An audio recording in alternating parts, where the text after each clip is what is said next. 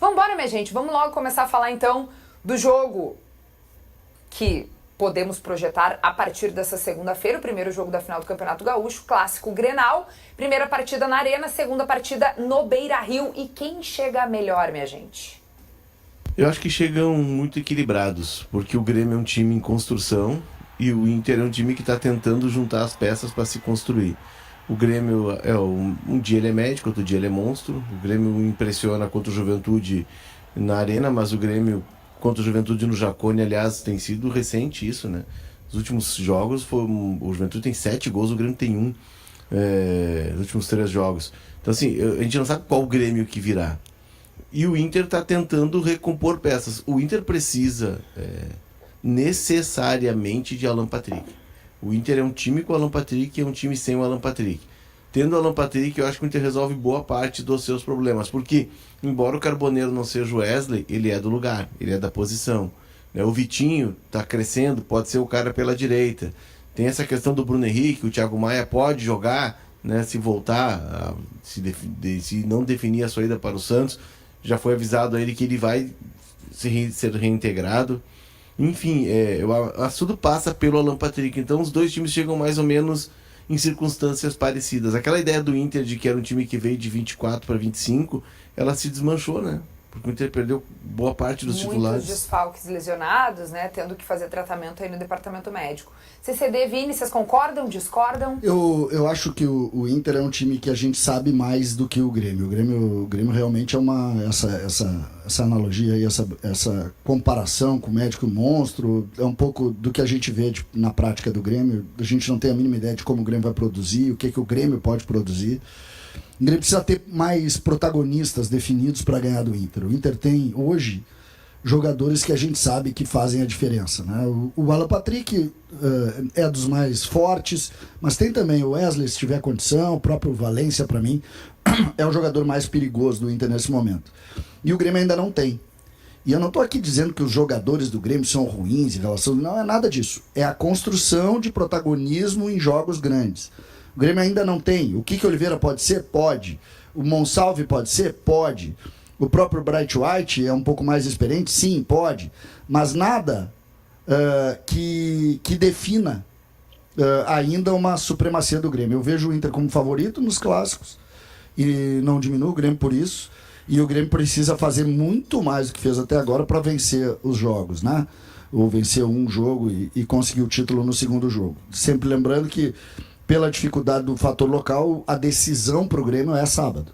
A decisão do Grêmio não é no outro sábado, é neste sábado. O Grêmio precisa unir todas as suas forças para tentar vencer neste sábado o jogo. E a partir daí poder administrar o segundo jogo. Então por isso eu vejo o Inter um pouco à frente do Grêmio nesse momento. Vai lá, Vini. Eu concordo muito com o Léo, com o CCD, assim. Acho que a visão dele sobre o clássico, ela são visões que se complementam e eu não vejo muito diferente. Eu até destaco assim, que o Inter tem jogadores que já foram extremamente decisivos em Grenal, e não num Grenal, em mais de um Grenal. A gente pode citar o Alan Patrick, que ele já teve tudo que é atuação em Grenal. Ele já jogou bem em Grenal e perdeu. Ele já jogou bem em Grenal e decidiu. Ele já teve Grenal que ele estava apagado e quando vê ele surge com alguma novidade que acaba ajudando muito o Inter no jogo. O próprio Valência, ele não tem um problema que vários jogadores tiveram nos últimos anos no Inter, né? Que é aquela coisa do não faz gol em Grenal e etc. O Valência já no primeiro Grenal dele, ele já marcou gol, ele já tem gol em outro Grenal também. Então acho que isso pesa a favor do Inter. Agora eu não consigo negar que se fosse o Inter do primeiro Grenal, em peças, eu estaria aqui muito confiante. Acho que até ia rolar a brincadeira do salto alto, porque eu acho que o Inter chegaria muito melhor que o Grêmio. Agora, a questão das lesões, mesmo que o Alan Patrick volte, coloque o Inter numa outra prateleira de time na comparação com ele mesmo, eu acho que o Inter ele se desmontou um pouco com os desfalques. E isso equilibra um pouco o Grenal, de um Grêmio que ainda está tentando se encontrar, de um Inter que se encontra, mas perde essas peças. E aí também entra outro ponto que eu concordo com o CCD. Embora já aconteceu do Inter ganhar no Olímpico, já aconteceu do Grêmio ser campeão dentro do Beira-Rio. Normalmente na história, né, o fator local ele também é muito decisivo. E principalmente quando as coisas estão um pouco mais equilibradas. E como está muito equilibrado dessa vez, eu acho que dificilmente o Inter vai deixar o Grêmio conquistar um octa dentro do estádio Beira-Rio. O Roger deve armar uma estratégia de sair da arena com ou empate, ou daqui a pouco uma vitória numa escapada, mas assim, de não permitir que o Grêmio tente decidir na arena.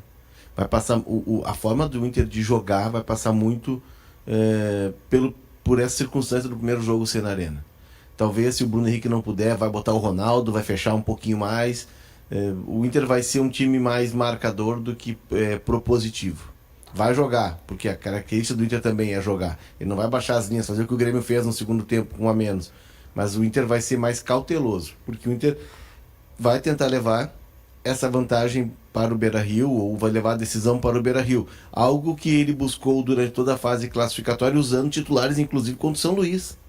Jogou quarta e foi com os titulares, jogou domingo e foi com os titulares na quarta contra o São Luís, justamente para ter essa vantagem de decidir em casa, e vai fazer uso disso na estratégia. Muito bem, muitos comentários já chegando por aqui, galera nos mandando um bom dia, desejando um bom programa, beijo, obrigada para todos vocês que já estão aqui na audiência. Pergunta para eles como é que tava a noite de carnaval. Estão chegando da festa essa hora, né? Compartilhar com a gente aqui como é que vocês estão curtindo o carnaval, porque o nosso bloquinho é do plantão por aqui, né? A gente tá totalmente focados aí no Campeonato Gaúcho, até folguei no fim de semana, confesso para vocês, né? Mas não cheguei a ter o feriadão inteiro de carnaval, folguei porque tenho que estar plenamente à disposição aí pras finais, né? Eu folguei de noite, eles me liberaram para dormir em casa. Pelo menos isso, né, Léo? Que mais? Olha só, o Jailson da Silveira, Valência titular, Everson Goulart, bom dia, é o Inter contra tudo e contra todos. Jesus. Pessoal perguntando cadê o Vaga, Douglas Santos, o Vaguinha tá de férias, ele volta, né, no fim dessa semana. Tá cansado, né? Antes das Já finais. nasceu cansado, né? Sexta-feira aqui ao Segue o Fio, pelo que eu tô sabendo. Claro, ele tem que se adaptar ao fuso horário de Porto Alegre, ele tá em Canoas. Ele volta, ele se readapta, né? Com todo o tempo do mundo, que o Vaguinho ele tem a escala diferente, né? Não é a mesma coisa que pra gente, mas tudo bem. Vamos lá, volta, Vaguinha, volta que já tá na hora, temos finais do Campeonato Gaúcho com o Grenal, então vem trabalhar, meu querido. Bruno Melo, o Vini tá com a mesma roupa de ontem, sim, ele chegou falando isso, né, Vini? Eu também. E o Me CCD blindei. também. Me blindei antes. E eu também.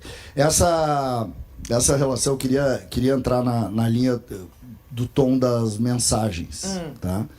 Porque hoje a gente precisa ter muita responsabilidade com o que essa semana vai definir.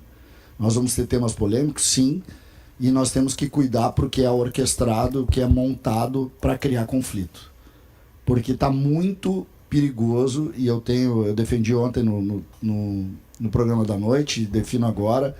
Eu tô com medo, sim, tá? E eu não tô com medo por mim, eu não tenho medo disso, porque para mim é uma barbada. Eu entro de carro embaixo de uma marquise, subo um elevador, entro para uma cabine tranquila e ninguém vai me jogar uma pedra na cara. Ou um sinalizador na minha cara. Ninguém vai jogar. Então não é por mim que eu tô com medo. Tô com medo com as pessoas que estão nas ruas, com as pessoas que vão nos bares, com o nível. A gente está vivendo um momento aqui muito parecido, as práticas são muito parecidas com o momento dos nossos problemas políticos em anos passados. Em guerra que separou famílias, uma luta de fake news, uma luta de narrativa pela metade. E eu acho que a gente tem que pensar, se a gente tem algum interesse pelo jogo, pelo jogo entre Grêmio e Inter, que a gente faça cuidado, tenha cuidado com isso, para não encerrar o Grenal. Eu pensava, Léo, ontem, eu pensei em escrever sobre isso, que nós estamos correndo o risco, sério risco, de perdermos o Grenal. Do Grenal deixar de ser uma ferramenta saudável e bonita, do azul versus o vermelho, e se transformar em algo que vai estar fazendo mal para a sociedade. Ô César, ontem no Sala de Domingo, tu não me ouviste, claro, né? Não me ouve. Só ouve o Maurício e o Diogo, mas tudo bem. Que isso, não seja assim, a gente tá sempre na tua audiência, Léo. Sabe que ele convida o Maurício para almoçar e não me convida? Mas isso é uma barbaridade, eu uma não posso preferência. acreditar numa coisa dessas. Eu só posso acreditar que os horários não fecham. Não fecham. Inclusive teve um dia que estávamos só nós dois e eu preciso ir pra TV. Isso aí é tão sem vergonha. mas tão sem vergonha que nós procuramos 5 restaurantes pra almoçar em Porto Alegre. Não Mas vai. olha no vídeo como eles são parecidinhos ali, tio. Eles são, Olha ali, eles ó. são. Que onça, velho. Eles são muito parecidos. Meu irmão? Meu irmão. Não, a questão toda, ontem até no Salão de Domingo eu trouxe isso. Num ambiente que está tão beligerante assim, com discursos tão inflamados e perigosos, nós que temos isso aqui, ó, isso aqui é poderoso. Isso aqui é muito poderoso. Nós, já que está faltando responsabilidade, nós temos de ter a responsabilidade de tentar trazer a tranquilidade, o equilíbrio, a harmonia, a análise, sem colocar gasolina numa fogueira que já está alta. E está alta desde o final do ano passado, quando o Brasileirão ali dobrou a esquina para terminar, a gente já começou a vislumbrar o gauchão, e eu já dizia, esse gauchão vai pegar fogo, vai sair lasca, é o gauchão FIFA, e tudo que a gente previa está acontecendo. Então nós que temos o microfone, nós vamos ser responsáveis, e temos que ser responsáveis, porque não podemos ver o que está acontecendo. A gente vai para o estádio, a gente vai trabalhar, a gente não pode estar exposto a risco. As famílias vão para o estádio, vão assistir o jogo, não podem estar expostas a risco. É só um jogo. Esse domingo, e no outro domingo acabou o gauchão. Não é o fim do mundo, não é a Terceira Guerra Mundial, é um jogo. Um vai ganhar e o outro vai perder. Agora, fazer disso uma batalha. E aí, César, eu vou emendar com o seguinte: na sexta-feira, rapidinho, tá, Kelly? Não vou me alongar. Vai lá, merece na sexta-feira, esse espaço. Saiu o balanço da janela de verão do Brasil. 4,7 bi. Ela quadruplicou de 22 para cá. É o recorde. E é um recorde muito longe do que já foi gasto. O Palmeiras gastou 400 milhões, 10% da janela. O Grêmio gastou 77. O Grêmio é o 8º. O Inter gastou 40. O Inter é o 12º. O Inter gastou menos que o Sport e o Red Bull. E vocês estão brigando enlouquecidamente pelo Grenal. Olhem o que está acontecendo. Olhem como eles estão pulando lá na frente, saltando lá na frente. Daqui a pouco só de luneta para ver. E aí, muito dessa situação é vinculada a esse provincianismo. De lutar por um Grenal, de fazer de um Grenal uma guerra. É vida ou morte. Vamos pensar junto, coletivamente. Porque termina o Grenal, no outro domingo, termina o gauchão, nós vamos ter que encarar esses caras. E nós estamos lá atrás. E eles estão lá na frente. Sabe por quê? Porque a gente fica brigando que nem louco por um Grenal. Vai ver o que pode, né? É o que dá pra ganhar. E isso é triste, gente.